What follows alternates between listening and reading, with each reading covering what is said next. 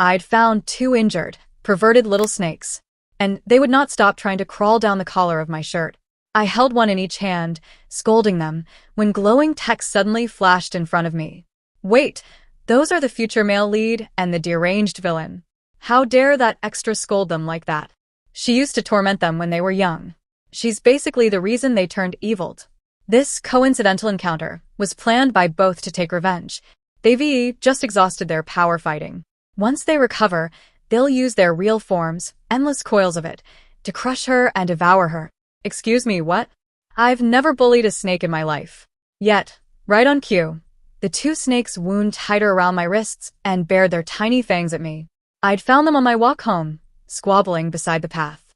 One was glossy black like ink, the other pure white.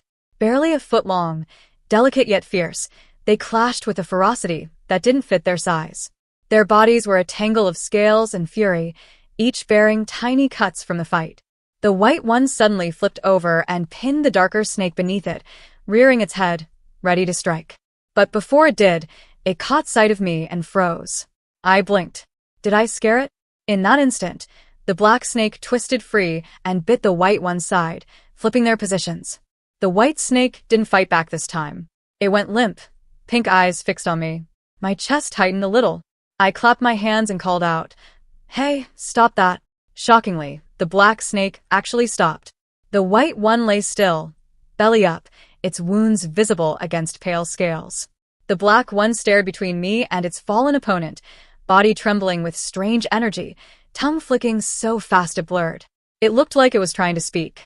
When I didn't move, it gave up, flopped onto the grass beside the white one, and went perfectly still. I sighed. "I'll take that as a truce," I muttered and walked away. But when I reached my front door, rummaging for my keys, I looked down and froze. They'd followed me. Both snakes met my gaze and promptly went limp, collapsing onto the welcome mat. The audacity. It was the most dramatic fake fainting I'd ever seen. "You two want to come in?" Both tails began wagging. I frowned. "You might have parasites, you know? And I'm pretty sure keeping random wildlife isn't allowed." The white one drooped in disappointment, tongue flicking weakly. The black one, on the other hand, started spinning in circles as if to prove how clean and civilized it was. After some hesitation, I caved. Lacking a terrarium, I settled them in a clear plastic storage bin. To my surprise, they slithered in without protest, like they'd done it before.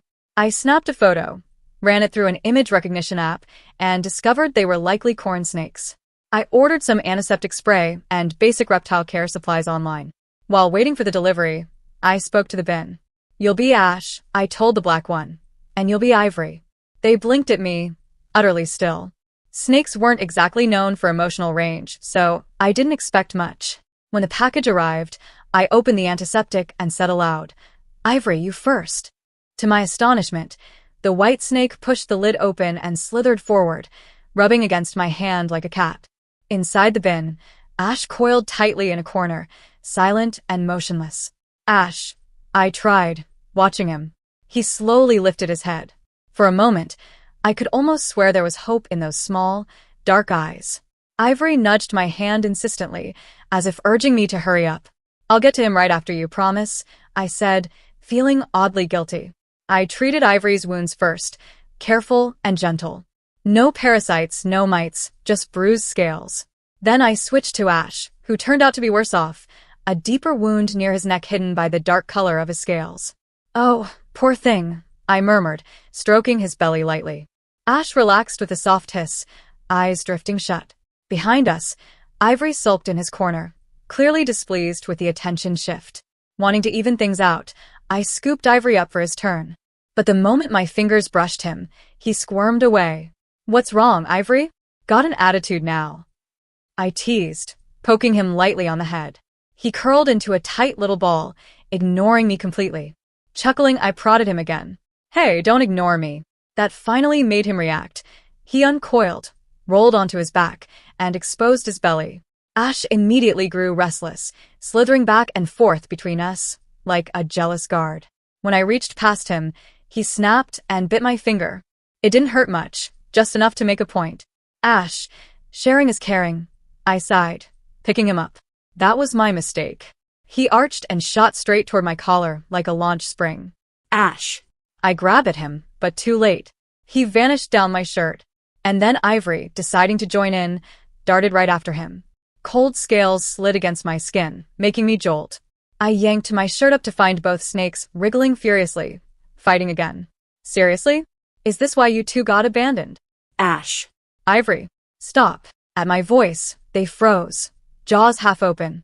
I grabbed one in each hand, holding them up by their tails. No more fighting, got it? Next time, you're snake soup. Right after I said it, glowing text boxes blinked into existence again. OMG, that's the brooding male lead and the unstable villain. How dare she scold them? She bullied them as kids. No wonder they turned evil. This meeting was their revenge plan all along. They'll regain their power soon and crush her with their real forms. What on earth? I stared down at the snakes. Sure enough, they began curling around my wrists again, just as the comment said. And this time, they both showed their fangs. Our eyes met. They instantly shut their mouths, pretending innocence. I convinced myself I was just imagining things. Probably the stress from being jobless catching up to me. Shaking off the thought, I posted an online lost and found notice for the snakes. The reptile community was nothing like the ones for cats or dogs. Tiny, quiet, barely active. A few people left comments, but no one reached out for days. Meanwhile, my unwanted guests behaved suspiciously well. They never fought again, though the tension between them was unmistakable. They had this ridiculous rivalry over who got petted first, and I had to keep track to prevent another cold-blooded war. If Ash got the first turn today, Ivory went first tomorrow. It was like mediating between jealous toddlers. But once they stopped fighting, they discovered a new vice. Every single night, they managed to sneak out of their bin and slither into my bed. I'd scolded them 3 times already, yet on the 4th morning, when I woke to find both curled against my skin, I just sighed and gave up. Honestly, I'd gotten used to their cool bodies pressed against me. Friday morning, a cold sensation brushed across my stomach, followed by a light, stinging pressure. Blinking awake, I found both snakes wriggling under my pajama top. The moment they noticed I was awake, they froze, and then doubled down, squirming even faster.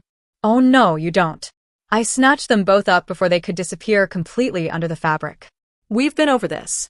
No crawling under my clothes. Do you want to end up as snake stew, you little creeps? Ivory hung limp in my hand, feigning innocence, while Ash coiled around my wrist, flicking his tongue against my skin as if to apologize. I glared at him. Nice try, Romeo. That's not going to work. He went still, hanging in mock despair. And then the text boxes appeared again. LOL, does she really think he's flattering her? He's testing where to strike. Wait, weren't those two venomous in the story? She just keeps provoking them, same as she did back then. I bet her death scene will be brutal. My stomach turned to ice. Lifting my pajama top, I spotted faint reddish marks across my abdomen. They hadn't broken the skin, but the intent was clear. Those two had actually tried to bite me. They were trying to kill me. But I've never bullied a snake in my life. Was it the "I'll make you soup" comment? Were they seriously that vindictive? Trying not to panic, I placed them back in their bin, and this time weighed the lid down with 2 thick books. Then I sat on the couch, refreshing my found pets ad on every possible site. If no one claimed them soon, should I just release them? Would that make them angrier? The entire morning passed with me pacing the apartment and imagining my obituary. At last, around 3 in the afternoon, I got a message. Hi, I think those are my snakes. When could I come pick them up? This afternoon works. I'll send you my address. A quick reply came back. Perfect, thank you. An hour later, someone knocked on my door. She was stunning, poised, elegant, in a designer dress, holding a professional snake carrier. The comments burst to life. It's the female lead. Of course she's gorgeous. No wonder the hero and villain both fell for her. Smart move by the side character. She might survive with a heroine here. I don't know, they look too angry to let her live. Hi, I'm Ray, she said warmly. And you must be Paige. Her name really was Ray. My brain short-circuited. The text boxes had been right again. I guided her quickly to the bin, desperate to hand the snakes over before something else happened. They're right here, I said. You can take them. Ray smiled. Thank you for caring for them. She reached for Ash first, but he kept dodging her hand with deliberate precision. After several failed tries, she switched to Ivory. She almost had him, until he shot out of her grip like lightning, straight onto my chest, and vanished down my collar. Ash followed immediately. Ray. Me? They're really mine, I promise, Ray said, fumbling for her phone. I have pictures. She scrolled to show me, and accidentally flashed 2 photos of enormous pythons. One was jet black, the other gleaming white. My stomach flipped. They were unmistakably ash and ivory, only colossal. Ray caught my horrified expression and quickly swiped away. Sorry, wrong photos. Too late. I dove my hands under my shirt, terrified they'd sink their fangs into me on the spot. Instead, they calmly coiled around my arms, hissing softly at each other, competing to wrap tighter. They'd done this before. I had foolishly thought it was affection. Open the carrier, I said through gritted teeth. When Ray did, I threw both snakes in one motion. They landed in a heap, looking stunned. I slammed the lid and locked it. Finally, peace. Ash recovered first, thumping his tail against the plastic in outrage. Ivory just lay still, heartbreak written all over his serpentine face. Given his pale color and gentle nature, Ivory had to be the male lead, which made Ash, the dark one with the temper, the villain. Ray picked up the carrier. Thank you so much. Let me take you out to dinner as thanks. I caught the way the 2 snakes stared at me through the clear walls, their unblinking eyes almost human. I waved my hands quickly. That's really not necessary. Just please don't lose them again. And please, never bring them near me. As she left, I couldn't shake the feeling that their glares had gotten sharper. That night, I dreamed. Cool scales brushed across my body, wrapping around me, their weight both suffocating and strangely soothing. My skin burned with heat while their touch cooled it, an intoxicating contrast that made me want to melt into it. When I finally stirred awake, shame washed over me. Dreaming that about snakes? 2 of them? Absolutely mortifying. Clearly, my brain hadn't caught up with the fact they were gone. I sighed, rolled over, and froze. A gigantic, ink-black python lay coiled beside me. For a moment, I forgot how to breathe. Slowly, I turned my head. On the other side of the bed rested a massive white python. Only a fraction of their bodies fit on the mattress. The rest wound across the floor, thick as tree trunks, filling the room in chaotic loops. Faint bruises and marks covered my body, remnants of being squeezed in my sleep. If anyone walked in, they'd assume a horror scene. So much for a nightmare. I hadn't escaped them. They'd been here all along. The text boxes flickered again. Why did they fade to black last night? I assumed it was too violent to show. Maybe they started fighting again over who got to kill her and wore themselves out. Either way, she's next. The white pythons had lifted, ruby eyes locking on me. I bolted, slamming my bedroom door shut behind me. From inside came furious hissing and the dull, rhythmic thud of heavy bodies against the wood. I got away before they could break the door down. I bolted out so fast I had to leave most of my stuff behind. The snakes never tracked me down after that. My building manager called a day later to say I'd left my door open and the apartment looked abandoned, so I paid him extra to deal with movers and the landlord. 2 months in a different city, I landed a job. Of all the things, I became a clerk at an exotic pet shop. The irony was delicious, but my crash course caring for Ash and Ivory turned out to be unexpectedly handy. The store mainly stocked snakes, with a handful of other unusual animals. Shifts were split, day and evening. One night, after my shift ended and I was tidying up to close, the weird on-screen comments flickered back into view after months of silence. Holy crap, the male lead found her. They're racing to see who captures her first, hero versus villain. They've been waiting to punish her for a decade. I wonder when she'll realize what she did. Me? What had I supposedly done? I did a quick sweep of the empty shop. No tiny white snake. No enormous python. Maybe the comments were broken. Then the glass door chimed. A man pushed inside, wearing a black leather jacket. He was sharply handsome, with neat features and a mouth that curled at the corners as if it belonged to someone used to getting what he wanted. Dark skin, striking face. If I were into dream men, I would have fainted on the spot. I forced a professional smile. Welcome. We're technically closed, but I can answer quick questions. New stock tomorrow. His first question was flatly, why did you run? Because I wanted to go home, obviously, but customers do not get honest answers. I kept smiling. I didn't run. Please take a look around. I'll help however I can. He cocked his head, eyes sharp, then nodded toward the enclosures. You don't hate snakes? What a weird thing to ask. Would I be working here if I loathed them? Was he some undercover evaluator from corporate? Time to nudge the sale. Not at all. People misunderstand them. They're fascinating once you learn them. I launched my practice spiel about morphs and care tips. Which do you prefer, white or black? He asked, and his gaze became something that felt personal, like a spotlight. My sales instincts jolted into full life. Both are gorgeous. If I had space, I'd have one of each. I started to point out similar morphs we had. He cut me off by grabbing my arm, pulling me back against the counter with a careful but firm hand, protecting me from the edge. It felt intimate. But if you had to choose, he pressed. That was a bit much for a customer, right? Also, why was he pressing so close? The comments popped up, laughing at me again. She still doesn't see it's the male lead. She's too busy selling reptiles. Male lead. Would you die by me or by the villain? Side character. Both, pleased. Suddenly, everything clicked.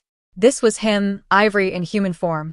My mind flashed back to the two massive pythons in Ray's photos. Panic skittered through me like quicksilver. Ah. So you recognize me now, he said, the smirk widening. Have you decided? His pupils darkened until his irises disappeared. His tongue flicked out, and I saw the split tip. He was shifting, ready to strike. He was about to kill me. I had to stall.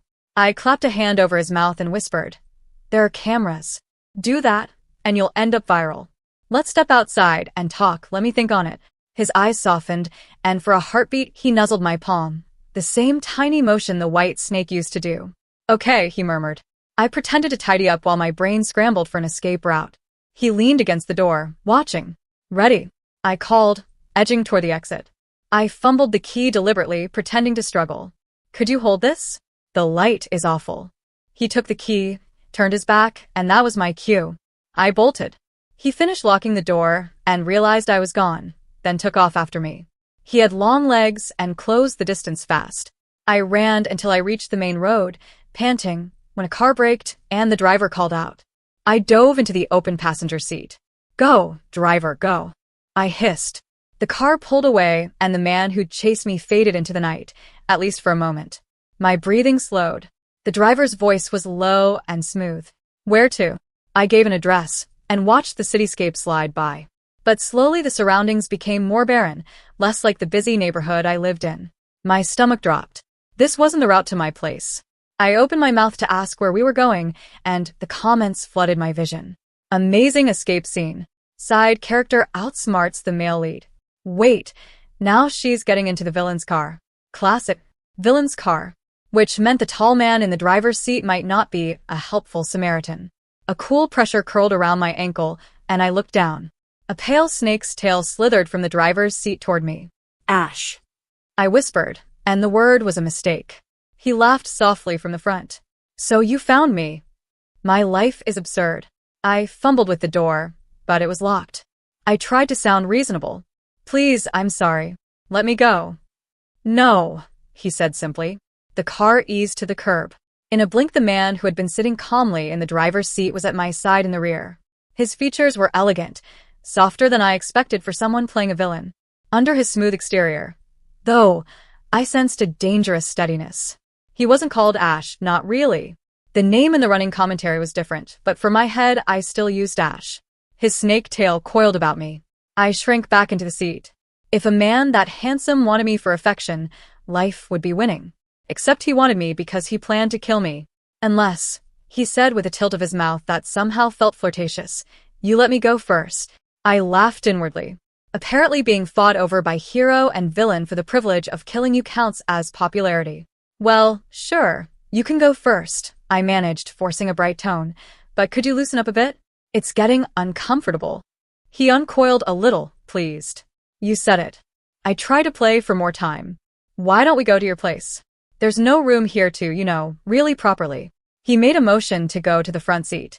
I slipped my hand into his pocket and snatched the car keys. I clicked them and flung the door open, starting to vault out. Before my shoe hit the ground, his tail whipped around my waist and yanked me back inside. "So disobedient," he said, eyes narrowing.